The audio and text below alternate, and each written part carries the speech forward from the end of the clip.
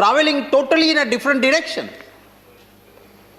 आप कहते हो कि हम स्वायत्ता दे रहे हो, बट देन इसी कानून में एक क्लॉज रखते हो कि सरकार आपको डायरेक्शन देगी।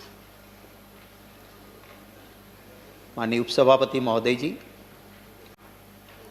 एक मॉडल गुजरात का था महात्मा गांधी जी वाला, बहुत अच्छा मॉडल रहा, पूरी दुनिया ने उसे एडेप्ट किया।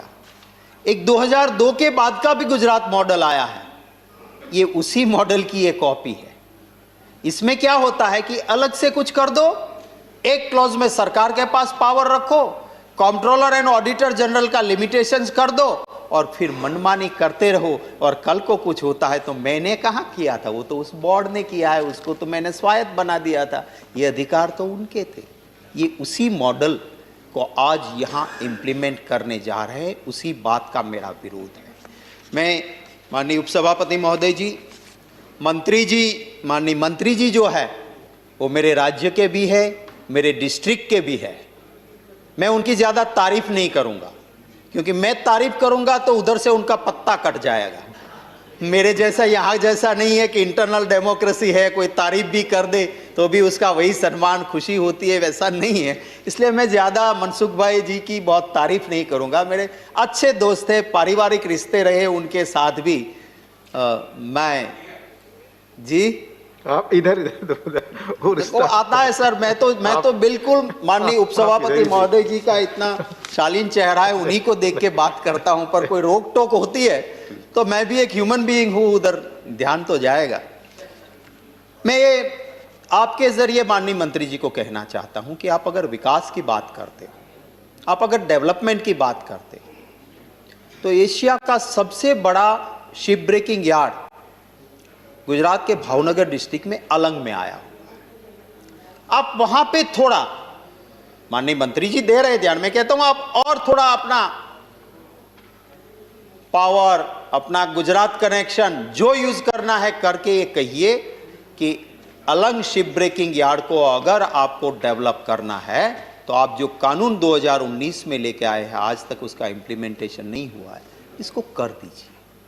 आप बाहर से री रोलिंग के लिए जो स्क्रैप आता है उसके ऊपर ड्यूटी माननीय उपसभापति महोदय जी जीरो कर दी, और दूसरी ओर अलंग में जो जहाज आता है जिसको तोड़ने में मजदूर को मजदूरी मिलती है, जहां से ट्रांसपोर्टर को काम मिलता है, छोटे मोटे बहुत लोग वहां पे जुड़े हुए हैं, सिर्फ शिप ब्रेकर का सवाल नहीं, बहुत को रोजी मिलती है, उसके ऊपर आपने 2.5% कस्टम ड्यूटी रखी है, तो 0 और 2.5 वो दोनों के बीच में कंपटीशन कैसे रहेगी?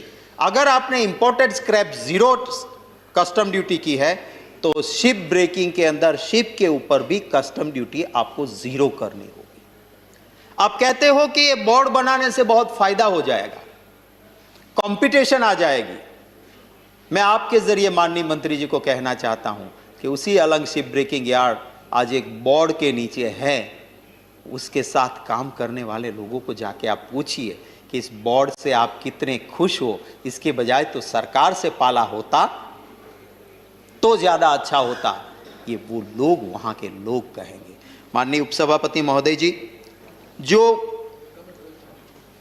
12 बंदरगाह की हम बात करते हैं, हम दुनिया के 16वें नंबर का ऐसा बड़ा देश है जिसके पास समुद्र तट बहुत बड़ा आया हुआ है। पर इसके साथ साथ हमें यह समझना होगा कि जब हम इस तरह के कानून लाके कि जहां मेरे जैसे नहीं एक्सपर्ट लोगों की भी दहशत है कि ये कानून सिर्फ दोस्तों को बंदरगाह बैकडोर एंट्री के लिए है, और आज के आपके 12 मेजर पोर्ट्स कल उन्हीं दोस्त के नाम हो जाने की ये चिंता सबको हो रही है, तो मैं ये कहना चाहता हूं कि देश का सबसे बड़ा समुद्र तट जो हमारे देश, दुनिया के 16वें नंबर के कंट्री पे भारत देश है, पर हमें ये भी नहीं भूलना चाहिए कि हमारी बॉर्डर पे पाकिस्तान आया हुआ है।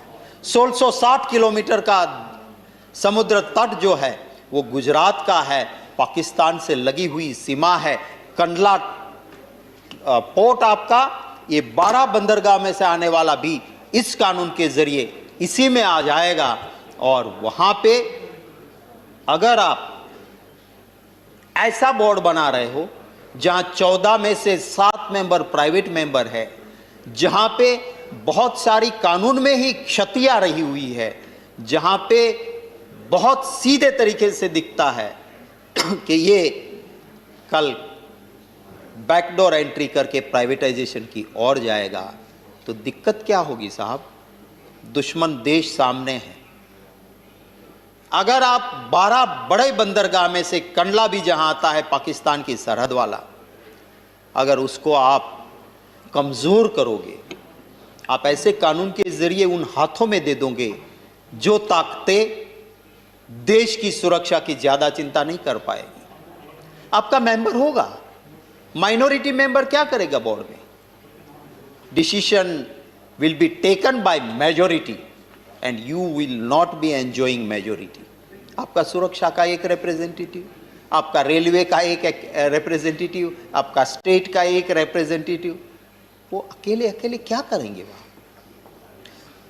ये इतने सालों तक जो 12 बंदरगाह हमारे हाथ में रहे हैं, वो अगर इसकी क्रेडिट किसी को जाती है तो ऐसे ही गृह में बैठने वाले, लोकसभा और राज्यसभा में बैठे वाले, हमारे से पहले बैठने वाले बहुत ही बुद्धिमान सांसदों ने जो कानून पारित किया था, आपको पुराना लगता है, आपको उसमें सेक्शंस ज्यादा लगती है, पर अगर दोनों को साथ साथ रख के कोई भी आदमी पढ़ेगा तो लगेगा कि आपके इस कानून के ड्राफ्ट से कहीं बेहतर कानून आज मौजूदा कानून है। हाँ, शायद उसमें यह कमी जरूर दिखेगी कि उस कानून की तहत किसी दोस्त को कुछ दे देना आसान नहीं है। अगर उसी के लिए ये कानून ला रहे हैं तो उसका तो कोई मतलब नहीं। मैं ये भी कहना चाहता हूं कि इस कानून के लाते वक्त अगर कम से कम माननीय मंत्री जी और सरकार, कंट्रोलर एंड ऑडिटर जनरल, जिन्होंने गुजरात के जहां पे सबसे बड़ा दरिया किनारा आया हुआ है, उनका ऑडिट करते हुए एक एक्सक्लूसिव रिपोर्ट फाइल की है, उसको भी अगर देखा गया होता माननीय उपसभापति महोदय जी, तो मुझे लगता है कि अच्छी मंशा के साथ ये कानून कभी भी नहीं आता। CAG is a constitutional independent authority, और उसने ये लिखा कि आपके जो बंदरगाह है उसके प्राइवेटाइजेशन की वजह से प्राइवेट पोर्ट की जेटियों पर आपके सुरक्षा के जहाज, आपकी सुरक्षा की बोट्स वहीं से ट्रैवलिंग में जाएगी, दुश्मन को पता चलेगा, और इसीलिए इसकी भी चिंता होनी चाहिए। मैं आपके जरिए आखिर में मंत्री जी से गुजारिश करूंगा कि आप इसको फिर से ड्राफ्ट करने के लिए भेजिए। भले ही पहले लोकसभा भंग होने से कमिटी के पास गया हुआ कानून जो गया था उसकी सिफारिशें आपने नहीं मानी हो, आज उसको देख लीजिए, फिर से ड्राफ्ट ठीक कीजिए। Front door, back door, window, कहीं से भी प्राइवेट आदमी घुसे इसकी बहुत संभावना है, इसको बंद कीजिए। आपकी वो खिड़कियां किसी दोस्त के नाम पे बंदरगाह न बन जाए, उसकी चिंता करते हुए अच्छे ड्राफ्ट के साथ आप आइए, हम भी समर्थन करेंगे। हम सिर्फ विरोध करने के लिए यहाँ नहीं बैठे हैं, राष्ट्र के हित में कुछ होता है, कांग्रेस पार्टी का इतिहास रहा है कि हम समर्थन भी देते हैं। धन्यवाद उपसभापति। धन्यवाद माननीय शक्ति सिंह गोहिल जी।